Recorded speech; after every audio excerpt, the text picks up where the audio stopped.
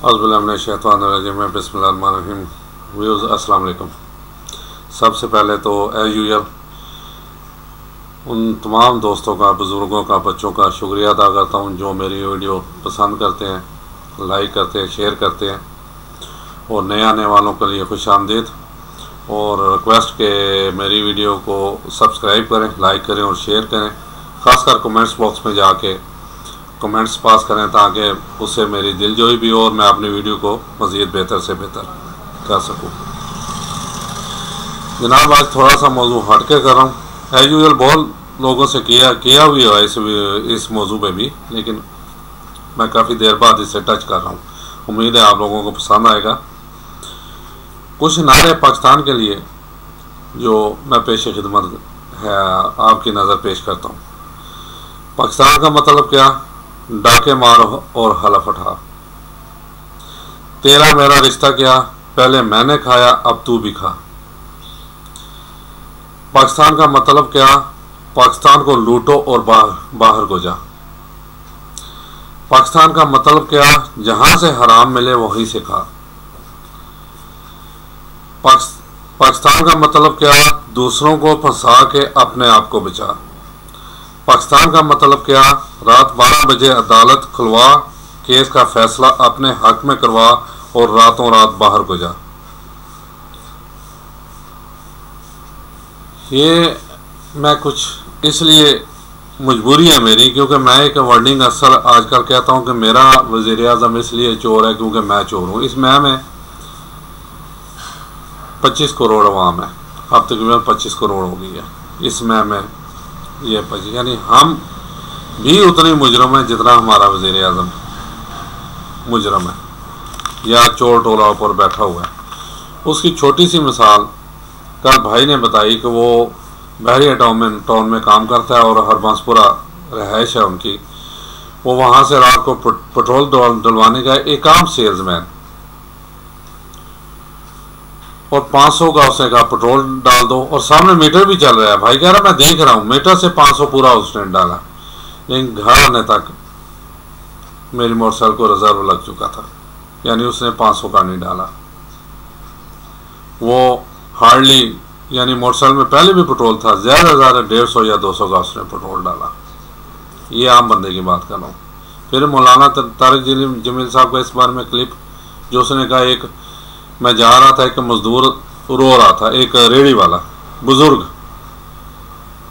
ज़रा गुतार रो रहा था। कहता मैंने गाड़ी रोक के उससे पूछा क्यों रो रहे हो? कहता साहब ये देखे मैं सेब लाया हूँ मार्केट से बंद क्रेटों में। कहता खोल के देखा तो उसमें आधे से ज़्यादा यानी 80% सेब ख़राब है। कहता मेरा सारा दारोमदार इसी पे है।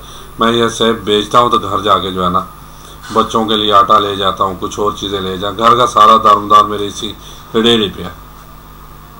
2 हो गए, तीसरा मेरे साथ खुद पेश आया। मेरे अब्बा बीमार थे, आज से ये तकरीबन 30-35 साल पहले की बात बता कर रहा हूँ।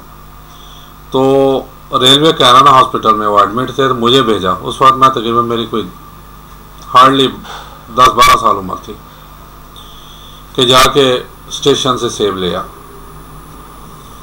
मैं जाके सेब तलवाए ले आया। बच्चा था, आके हॉस्पिटल में था, वो सारे सेब बेकार थे, दागे थे। फिर दोबारा भेजा, फिर मैंने उसे कहा, मैंने कहा यार सेब तो सही दे, मरीज को खिलवाना है। दोबारा आके बच्चा था, फिर ज़ाहिर है नहीं जेन में रहा, कम तो मैं चेक करूँ। दोबारा आके देखा तो फिर वही सेम पोजीशन थी। फिर जाके मैंने सीधी सी बात है उससे गालियाँ दी। मैंने कहा कुछ शर्म करो, मरीज के लिए लेके जा रहा हूँ तो मुझे दूसरी दफ़ा कह दे। फिर उसने सही दिया। फिर 4 दोस्तों की दावत करनी थी तो कीमा लेना था, तकरीबन 2 या 3 किलो में सही, यानी शायद 2 किलो कीमा लिया। उसने तोला रखा हुआ था। अब मैंने कैरेज साहब से कीमा लिया और ताजबाग आया। अब मैंने किचन में कीमा रखा, नीचे चला गया, बेसमेंट में मेरा कमरा था। तो वालदा मेरी ने आवाज़ मारी, कहना तारिक इधर आओ, जल्दी आओ जल्दी आओ। मैंने जाके पूछा क्या हुआ वालदा? कहता कीमा ये किसी ने फेंका हुआ था, उठा ले आए हो। कहते क्यों? कहता आगे बढ़ो। मैं आपकी किचन से बाहर ही था, जैसे ही किचन के अंदर कमरे रखा वो बदबूदार था, वो उस कीमे से बदबू आ रही थी। मैंने बाइक पड़ी, फिर जाके उसे लान तान की। ये मेरा हाल है शायद 94-95 की बात है। लान तान की, मैंने कहा मैं पेट्रोल इतना लगा के आऊँगा। अब क्योंकि ज़्यादा और भी गाहक थे, वो मेरे से पीछा छुड़ाने के लिए फ़ौरन कीमा रखा, मुझे पैसे दिए जितना कि वो कहता है। मैंने कहा पेट्रोल, कहता है वो भी मुझसे पैसे ले लो। ये हमारा हाल है। जब ऐसे होगा फिर ऊपर हमारे ऐसे ही आएंगे ना चोर डाकू, हम क्या गिला करें। लेकिन वो स्पेयर नहीं होते। एक और चीज़ भी इसमें है, क्योंकि उमर बिन अब्दुल अजीज़, जिसे उम्र सानी कहा जाता है, जब उसे हुकूमत मिली तो 3 बड़े आज़मों पे उसकी हुकूमत थी और इससे कोई 10 गुना ज़्यादा करप्शन थी उस मुल्क में। लेकिन 2 साल के पीरियड में वहाँ कोई ज़कात लेने वाला नहीं बचा, क्योंकि वो बंदा खुद ठीक था। असल में उसके हाथ में डंडा था, उसके हाथ में डंडा था, ताकि वो खुद सही था तो उसने सारा निज़ाम सही कर लिया। इसलिए मैं जो बड़े ऊपर हैं चोर डाकू, उनका खुदारा एक दिन मरना भी है। अपने आप को सही करें और ताकि नीचे सारी जो है ना, क्योंकि असल में तानी का सिरा उनके हाथ में है ना, वो खींचेंगे सारा के सारा ठीक हो जाएगा। लेकिन इस टाइम हमारी क्या पोजीशन है, वो हबीब जालब साहब और फैज़ अहमद साहब के कुछ फिक्रात में पेश खिदमत करता हूँ। इस टाइम जो हमारे मुल्क का हालत है, हबीब जालब साहब फरमाते हैं, अब गुनाह सवाब बिकते हैं, मान लीजिए जनाब बिकते हैं। अब गुनाह सवाब बिकते हैं, मान लीजिए जनाब बिकते हैं। पहले पहले तो गरीब बिकते थे, अब तो इज्जत माब बिकते हैं, ऊंचे ओहदों वाले। पहले पहले तो गरीब बिकते थे, अब तो इज्जत माब बिकते हैं। शेख, वास, वजीर और शायर सब यहाँ पर जनाब बिकते हैं। दौर था इनकलाब आते थे, आजकल तो इनकलाब भी बिकते हैं। हबीब जालब साहब क्या खूब फरमा गए। फिर आगे एक और नज़म के कुछ शेर, जिसे तुम वोट कहते हो निज़ाम ज़र की बस्ती में, ये रश्म में ताज पोशी है दरिंदों और लुटेरों की। रोटी अमीर शहर के कुत्तों ने छीन ली, फाका गरीब शहर के बच्चों में बट गया। जिस धरती ने रजवा टुकर खांदे ने मजदूर, जिस धरती ते रजवा टुकर खांदे नहीं मजदूर, उस धरती के हाकम कुत्ते, उस धरती के हाकम सूर। जिस धरती ते रजवा टुकर खांदे नहीं मजदूर, उस धरती के हाकम कुत्ते, उस धरती के हाकम सूर। सच बताता हूं तो तलवार से सर जाता है, सच बताता हूं तो तलवार से सर जाता है। झूठ कहता हूं तो अंदर से कोई मर जाता है, यानी ज़मीर। झूठ कहता हूं तो अंदर से कोई मर जाता है। हमारी रोटी हमें ही दे ए खुदा, तेरे बंदे ख्वाल करते हैं। काली रात हवा तूफानी, मौला पार उतार। एक ही कश्ती में बैठे हैं पाकिस्तान और मैं, कहीं दरिंदों में,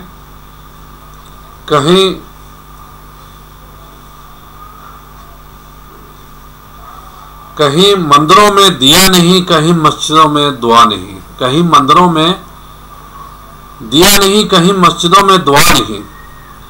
मेरे शहर में है खुदा बहुत, मगर आदमी का पता नहीं। मेरे शहर में है खुदा बहुत, मगर आदमी का पता नहीं। आगे फैज साहब फरमाते हैं, जिस देश से माँ बहनों को अगयार उठाकर ले जाएं, जिस देश से कातिल गुंडों को अशराब छुड़ा कर ले जाएं, जिस देश की कोर्ट कचहरी में इंसाफ टकों पर बिकता हो, जिस देश का मुंशी काजी हो, जिस देश का मुंशी काजी हो, मुजरम से पूछ के लिखता हो, जिस देश का मुंशी काजी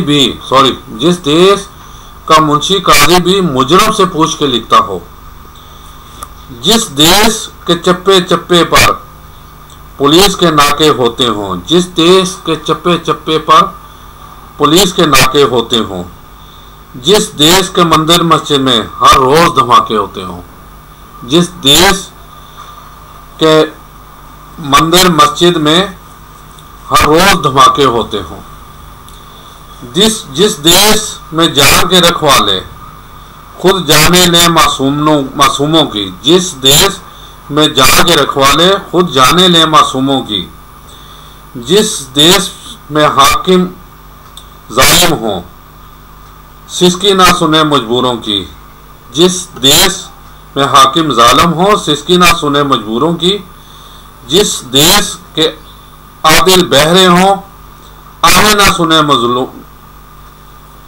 सुने मासूमों की, जिस देश के आदिल बहरे हों आदिल ना सुने मासूमों की, जिस देश की गलियों कूचों में हर सिमत फाशी फैली हो, जिस देश में बिनते हवा की चादर भी दाग से मैली हो, जिस देश में बिनते हवा की चादर भी दाग से मैली हो, जिस देश में आटे चीनी का बहरान फलक तक जा पहुंचे, जिस देश में बिजली पानी का फुकदान हलक तक जा पहुंचे, जिस देश के हर चौराहे पर दो चार भिखारी फिरते हों, जिस देश में रोज जहाज़ों से इमदादी थैले गिरते हों, जिस देश में रोज जहाज़ों से इमदादी थैले गिरते हों, जिस देश में गुर्बत माओ से बच्चे नीलाम कराती हो, जिस देश में माओ से बच्चे नीलाम कराती हो,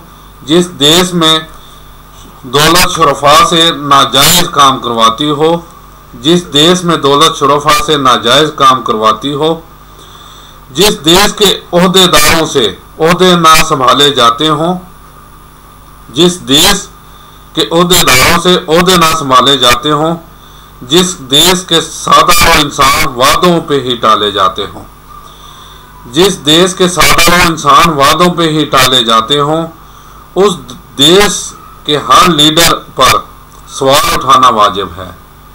उस देश के हर लीडर पर सवाल उठाना वाजिब है।